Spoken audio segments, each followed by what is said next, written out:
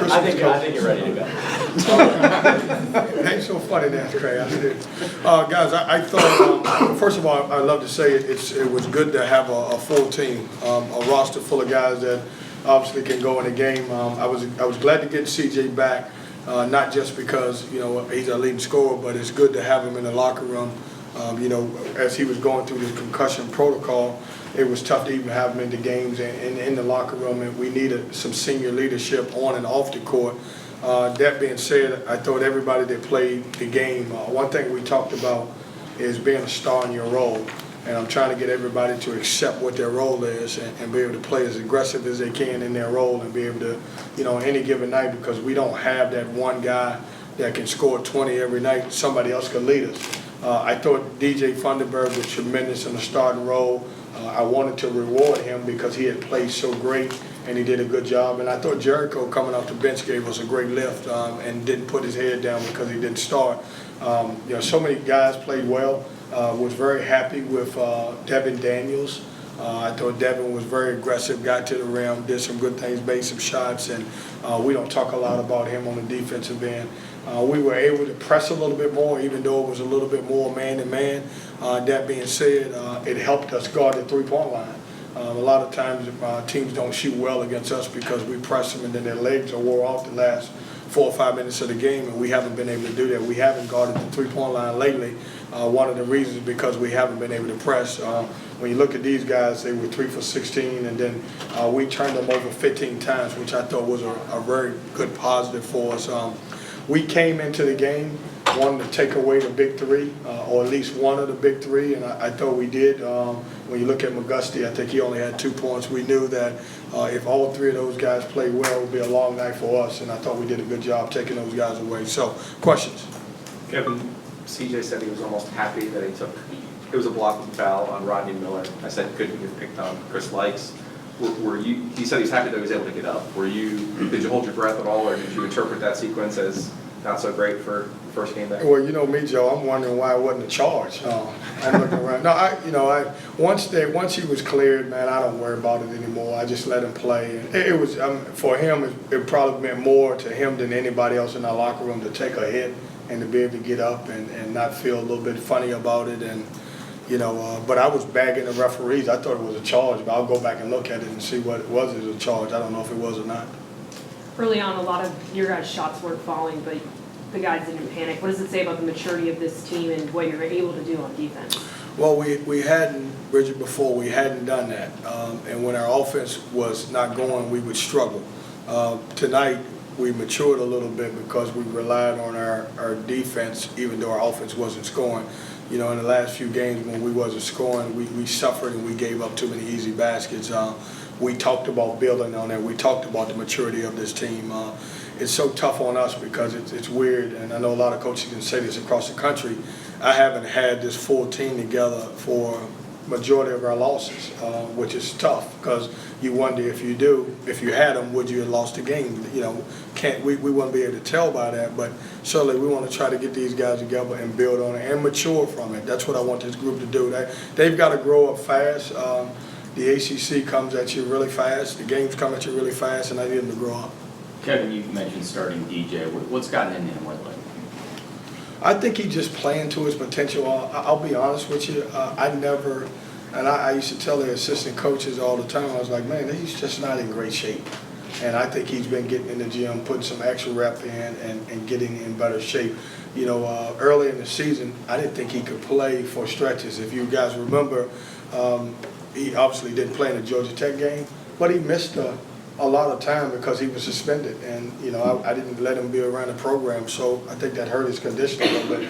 I think it's now that he can play long stretches and he's starting to get in better shape and he's starting to play with confidence. He even hit a 3. Is that his first 3?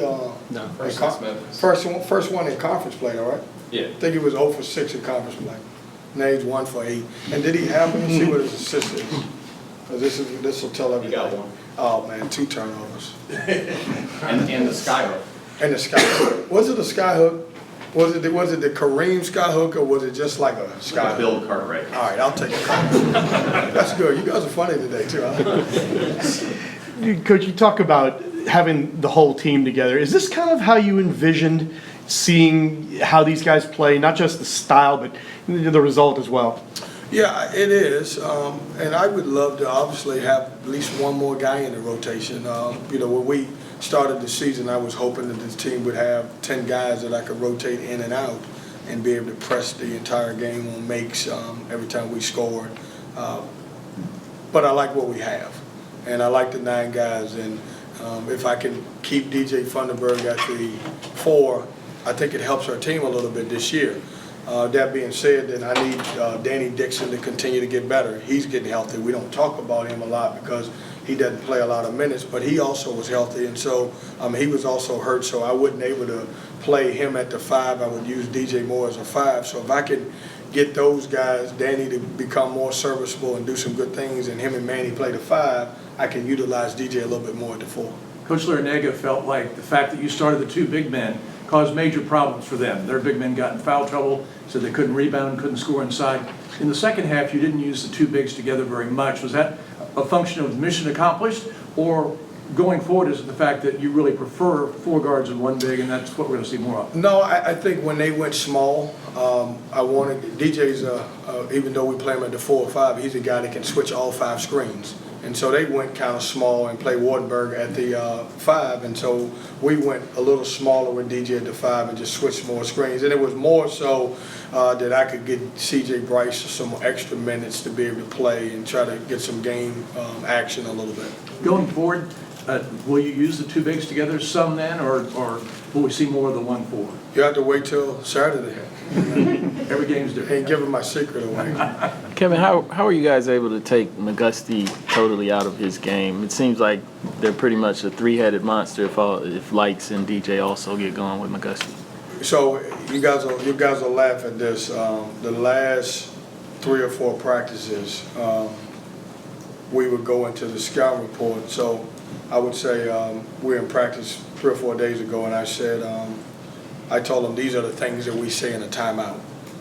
And I brought them all in. It was after they were all tired. And I said, these are the things that we say in a timeout. And I said, I may tell you that the score is 75-70. I may say if they're in man-to-man, then we're going to run X3 flow. If they're in zone, we may run zone 1. I may tell you that we have two timeouts left. If they tie you up, don't call a timeout. It's our possession. And then, so after I'd said all of that to them, I made them spread out across the gym, and I gave them a test.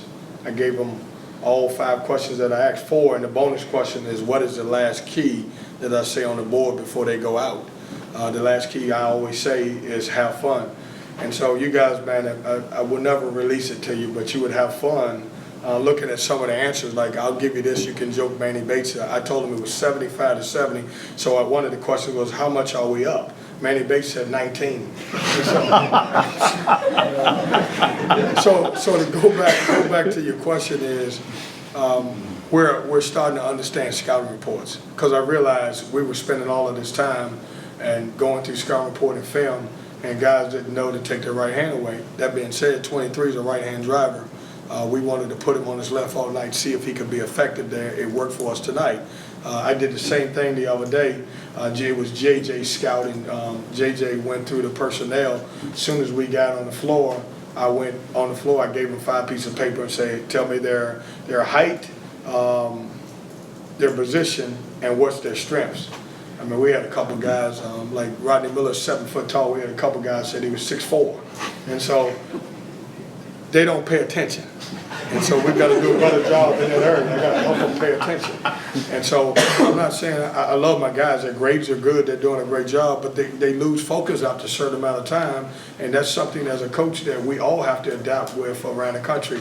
A lot of you guys have, you got kids or nephews or nieces, and, you know, these handheld devices right here that we're looking at, they change the game.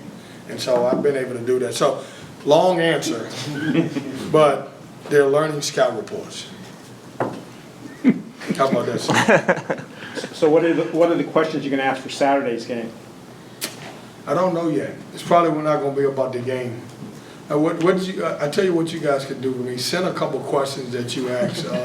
You asked them when you were in there, and I'll ask them. Do you remember what so and so asked you? But you gotta send the answer what they said too, so I know that. I gotta give them a test every day now. I'm telling you, I have to.